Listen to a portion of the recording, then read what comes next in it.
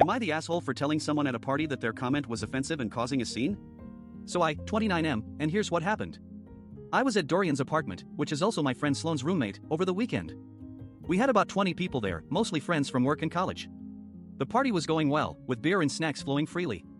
At one point, someone mentioned that a certain group of artists made a killing off their privileged upbringing, implying that they were successful only because of who their parents were. I immediately took offense to the comment, as I know firsthand what it's like to grow up with financial struggles despite being part of a wealthy community. I also know some people in that artistic group and can attest to how hard they work to achieve their success. So when Dorian chimed in to say, well, at least they have talent, which implied that if the artists hadn't been born into wealth, they wouldn't be successful, I jumped up from my seat.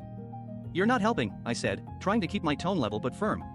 The room fell silent, and people started looking at me and then Dorian, who was grinning awkwardly. Then Marin, another friend of ours, piped up with I think he's being too sensitive, which I found really annoying because it felt dismissive of my perspective. The conversation escalated quickly, with some people defending the original comment and others agreeing with me that it was hurtful and ableist. The host Dorian told us all to calm down and not to be so sensitive, but I stood my ground, explaining why I thought the comment was problematic. Eventually, someone suggested we move on from the topic, which we did, but the mood at the party had changed significantly. Now, I'm wondering if I overreacted or if Dorian's comment really was that hurtful. Am I the asshole? Am I the asshole for calling out my family member Hudson at a dinner party? So I was at a dinner party at Lexi's house, celebrating her birthday with our usual close-knit group of friends and family. There were about 8 to 10 people in total, including Quinn, who's always making jokes about me. It's not that he means to be mean-spirited, it's just that every time we hang out, he makes some quip or another about my fashion sense or my job choices. So I was chatting with Lexi and Quinn got up from the table and said, hey, so how much did your mom spend on that new suit? I heard it cost a small fortune. The entire room fell silent for a second before I spoke up. I'd told Hudson countless times before that his joke about my job was embarrassing me to this extent. This time around, I just called him out on it, dude, come on. That's not funny anymore. He looked taken aback, but also slightly annoyed. Lexi jumped in and tried to defend Quinn's right to be funny, saying that we're all adults now and can take a joke. But I told her that was exactly the problem. Hudson's jokes used to be okay when I was younger, but they've become stale and juvenile over time. I also brought up how his constant references to my job are starting to make me feel like an adult is being held back. The conversation didn't get any more productive from there. Hudson got defensive, saying that I'm just being a sensitive kid who can't handle a little teasing. Quinn started snickering and making a scene. Lexi eventually had to intervene and calm everyone down. Now, I know some of you might think I overreacted or came on too strong. But honestly, it's getting to the point where his jokes are making me feel really uncomfortable. Am I the asshole for standing up for myself like that? Am I the asshole for ending a close friendship over someone's breach of trust? So I, 36F, and here's what happened.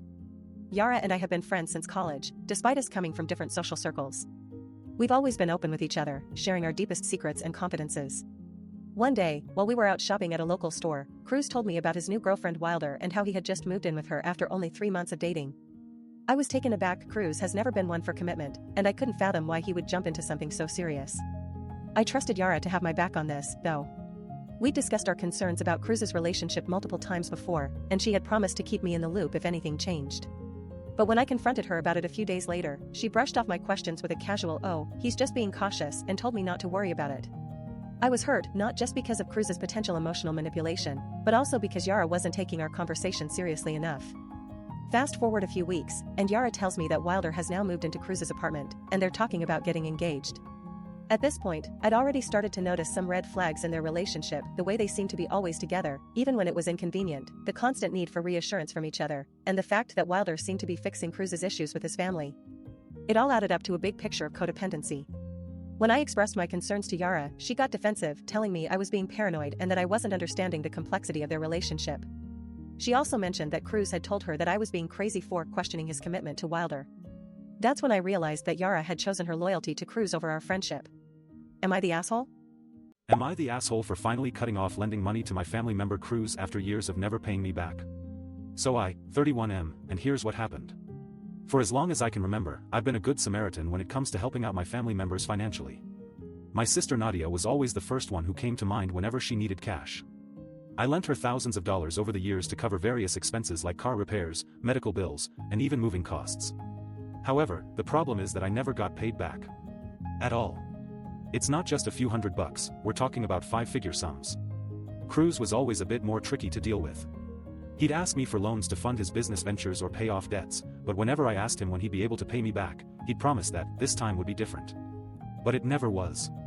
Last year, I lent him $10,000 to help him start a new online store. He told me that the business was going great and that he'd have the money to repay me within 6 months.